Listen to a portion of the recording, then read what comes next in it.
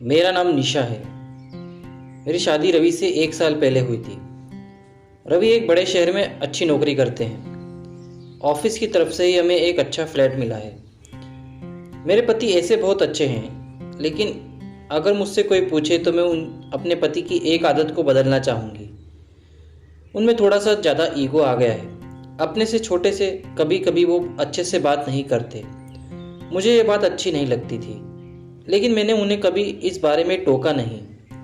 हमारे घर में पहले एक नौकरानी आती थी, लेकिन उनके इसी स्वभाव के कारण कोई टिकता नहीं था। उनका कहना था कि अगर ऐसे नहीं कहेंगे तो आजकल कोई काम नहीं करता। शायद उनका यह स्वभाव उनके ऑफिस के अनुभव से आया होगा, क्योंकि उन्हें काम पूरा करवाने का बहुत प्रेशर रहता है। इस कारण उनके स्वभाव में एक कठोरपन आ गया है। अब फिर मैंने नए काम करने वाले की तलाश शुरू की। बड़ी मुश्किल से कुछ दिनों बाद घर पर एक शख्स आए। उन्होंने अपना नाम कालू बताया था। उम्र उनकी 55 साल की ही थी। उन्होंने कहा कि उन्हें कहीं से पता चला कि यहाँ काम है। मैंने पूछा किसने बताया। वो बोले कि अभी उनका नाम याद नहीं आ रहा। मैंने कहा आप खाना बना लेंगे। उन्होंने कहा कि हाँ, मैं एक अच्छा खाना बनाता हूँ, आपको कोई परेशानी नहीं होगी। शुरुआत में मेरा मन नहीं माना, क्योंकि वो किसी की पहचान से नहीं आए थे, लेकिन फिर मैंने सोचा कि शाम को उनसे मिलवा देती हूँ। शाम को जब वो घर आए तब मैंने कहा कि कोई काम के लिए आया है। उन्होंने भी यही कहा कि क्या उसे जानती हो। मैंने कहा कि नहीं। वो कालू से मिले और पूछा कि पहले भी काम किया है। वो बोले हाँ साहब। उनकी उम्र के चलते उन्होंने भी यही सवाल पूछा कि तुम खाना बना लेते हो। वो पहले ही थोड़ा घबराए हुए थे। कहा कि साहब बना लूँगा। ठीक है, उन्होंने कहा और कहा कि साफ सफाई से खाना बनाना और छुट्टी नहीं मिलेगी। रोज रोज का नाटक नहीं चलेगा कि तबीयत खराब है या घर में कोई बीमार है। ये सब बातों का ध्यान रखना। अभी खाना बनाकर दिखाओ, पसंद आया तो कल से तुम्हारी नौकरी पक्की होगी। इतना सब मेरे पति से सुनने के बाद मैंने सोचा कि वो कुछ बोलेंगे, लेकिन उन्होंने सिर्फ इतना ही कहा कि हाँ साहब। मुझे उन्होंने उस पर ध्यान रखने को कहा। वो खाना बना रहे थे, काम अच्छे से कर रहे थे। लग रहा था कि उन्हें पहले भी इसका अनुभव था। खाना बनकर तैयार हो गया था। उन्होंने खाना टेबल पर लगाया। मेरे पति ने और मैंने दोनों ने खाना खाया। मुझे खाना अच्छा लगा और मेरे पति के चेहरे से भी मुझे लग रहा था कि उन्हें भी खाना बहुत पसंद है, लेकिन उनकी आदत के अनुसार उन्होंने कुछ कहा नहीं। उन्होंने कहा कि खाना ठीक है, कल से आना, लेकिन ध्यान रहे कि खाना इससे खराब न बने। इससे अच्छा बना सको तो अच्छा। इतना सुनकर उनके चेहरे पर एक खुशी दिखाई दी। अगली सुबह वो घर आने लगे। ज़्यादा बातें वो करते नहीं थे, कम बोलते थे, सिर्फ अपना काम करते थे। मेरे पति ने मुझे समझाया था कि नज़र रखना और अपना ध्यान रखना। उन्हें देखने से तो ऐसा नहीं लग रहा था, लेकिन उन्होंने कहा कि देखने से पता नहीं चलता, तुम कुछ दिन तक इसकी जानकारी भी निकलवा लेना कहाँ है। मुझे भी उनकी बात सही लगी, क्योंकि वो ऐसे ही अचानक मेरे घर आ गए थे और कहा था कि किसी से पता चला है। उनकी उम्र देखकर मैंने उन्हें रख लिया था।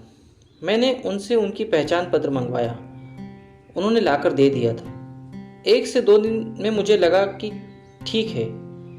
करीब 5 दिन बाद काम करने के बाद उन्होंने मुझसे एक दिन कहा कि मैडम थोड़े पैसे एडवांस मिल जाए तो अच्छा होता, मुझे ज़रूरत है। मैंने उनकी बात सुनी और उस समय मैंने भी अपने पति की तरह सोचा और उन्हें कहा कि नहीं, अभी नहीं मिलेंगे।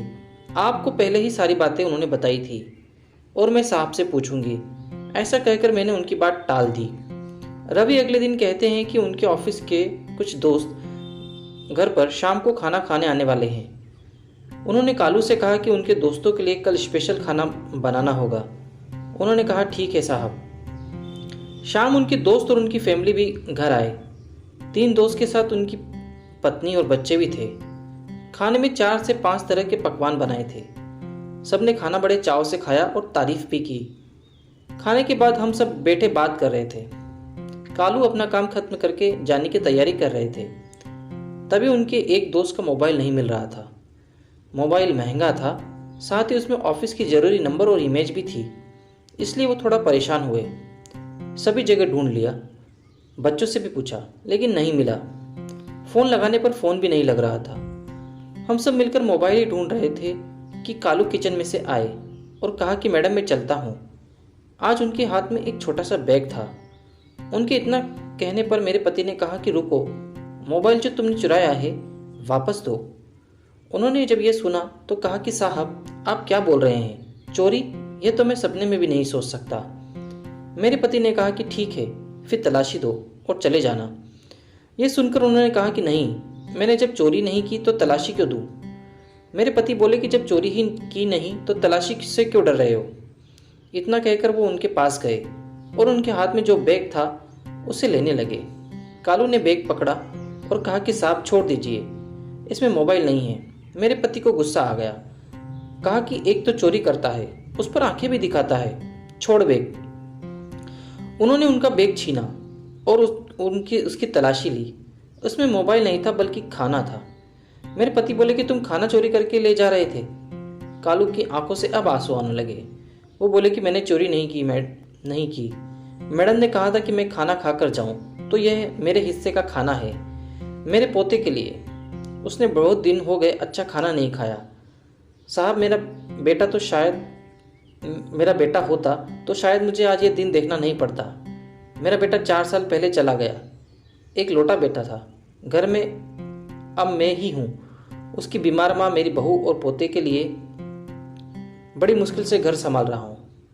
खाने के लिए अच्छा बना तो मैंने सोचा मेरे पोते को खिला दूंगा और उसके चेहरे पर जो खुशी आएगी वो मैं देखना चाहता था। मैंने मैडम से एडवांस भी मांगा था घर के लिए। इतना बोलकर वो बिना खाना लिए ही चले गए रोते हुए। वो इतना कुछ झेल रहे थे, हमें इसका पता नहीं था। और आजकल की दुनिया ऐसी ही हो गई है। कुछ बुरा होने का हमें इतना डर है कि हमें अच्छाई दिखाई नहीं देती। इसमें हमारा भी कसूर नहीं है। उनके जाने के बाद मोबाइल का भी पता चल गया। उन्हीं का बच्चा बोला कि उससे मोबाइल नीचे गिर गया था और बंद हो गया। पापा डांटेंगे इसलिए उसने मोबाइल सोफा के नीचे रख दिया। उसके पिता को इन सब के लिए शर्मिंदा होना पड़ा। पहली बार रवि की आंखों में मैंने पछतावा देखा था। रात रवि ठीक से सोए नहीं। हालांकि उन्होंने मुझसे कुछ कहा नहीं, लेकिन मुझे पता था कि उन्हें बुरा लग रहा है। सुबह मुझे पता था कि वो फिर नहीं आएंगे, इसलिए मैं जल्दी उठी और घर का काम खुद करने लगी। थोड़ी देर बाद दरवाजे की बेल बजी और मैंने खोला तो सामने वही थे। चुपचाप वो अंदर आकर अपना काम करने लगे। मैंने बोला, मैंने सोचा कि शायद आप नहीं आओगे। वो बोले, मैंने भी सोचा था, लेकिन मैडम घर पर खाना नहीं हो तो आना ही पड़ता है।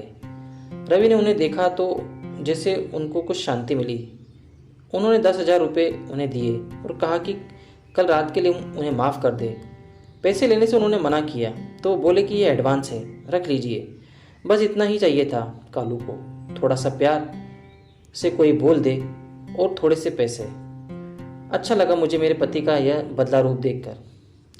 कठोर वो ऊपर से है, उन्हें बनना पड़ता है। अंदर उनके भी एक नरम दिल इंसान ही है।